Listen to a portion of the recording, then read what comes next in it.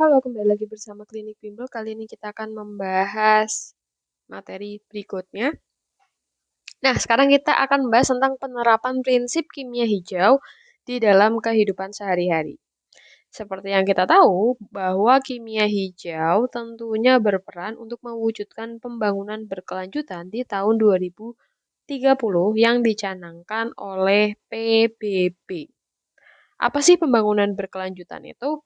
Jadi, pembangunan berkelanjutan itu adalah pembangunan yang bertujuan menjaga peningkatan kesejahteraan ekonomi masyarakat secara berkesinambungan, menjaga keberlanjutan kehidupan sosial masyarakat, pembangunan yang menjaga kualitas lingkungan hidup, serta pembangunan yang menjamin keadilan dan terlaksananya tata kelola yang mampu menjaga peningkatan kualitas hidup satu generasi berikutnya.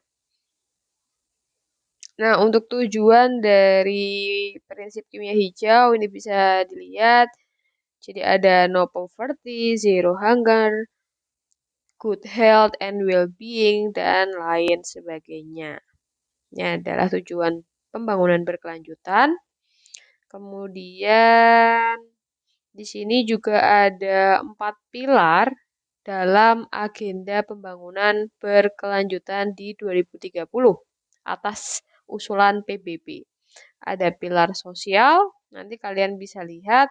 Kemudian ada pilar ekonomi, kemudian ada pilar lingkungan, lalu ada pilar hukum dan tata kelola. Penjabarannya bisa kalian baca sendiri ya.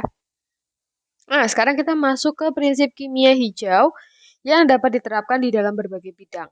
Yang pertama, ada pembuatan chip komputer menggunakan karbon dioksida superkritis.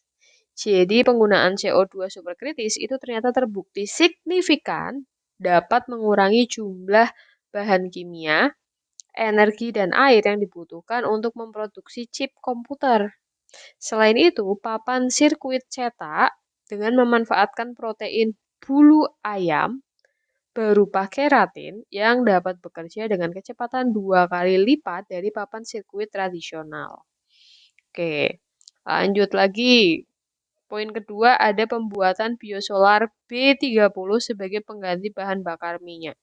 Biosolar B30 itu program pengadaan energi alternatif bahan bakar solar yang telah diimplementasikan oleh pemerintah Indonesia.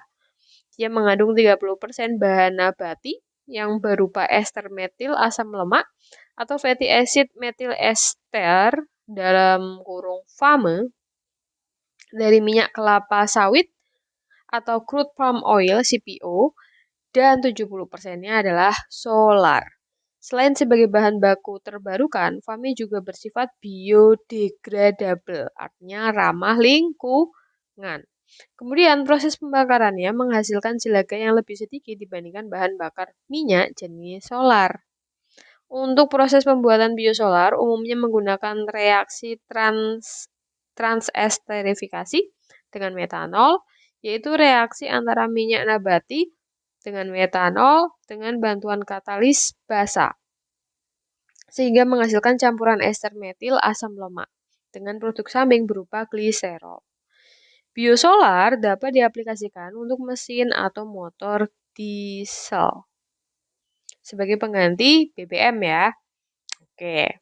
Kemudian yang ketiga, pembuatan cat ramah lingkungan. Jadi, untuk produk cat dinilai ramah lingkungan kalau tidak mengandung bahan kimia berbahaya seperti merkuri, timbal, krom.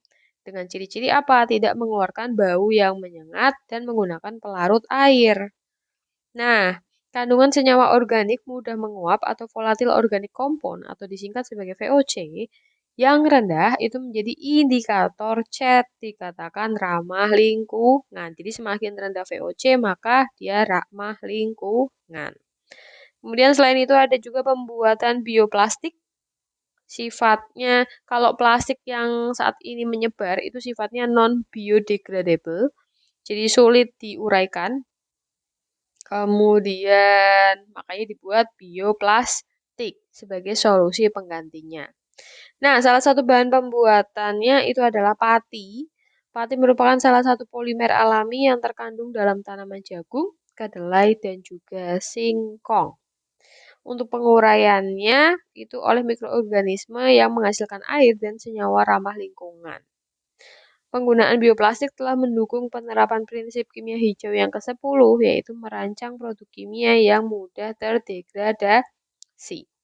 Lalu ada penggunaan biopestisida, di mana biopestisida itu terbuat dari makhluk hidup, bisa tumbuhan, hewan, maupun mikroorganisme yang fungsinya menghambat pertumbuhan dan perkembangan organisme pengganggu tanaman.